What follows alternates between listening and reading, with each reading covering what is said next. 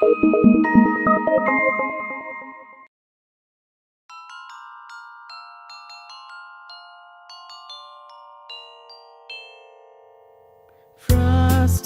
the snowman was a jolly happy soul, with a corncob pipe and a button nose and two eyes made out of coal.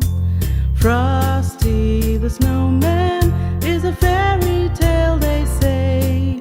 He was made of snow, but the children know how he came to life one day.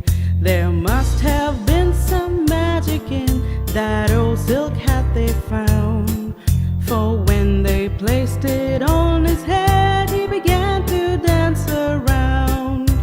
Frosty the snowman was alive as he could be, and the children say he could laugh and play just the same as you and me. Frosty the snowman was a jolly happy soul, with a corncob pipe and a button nose and two eyes made out of coal. Frosty the snowman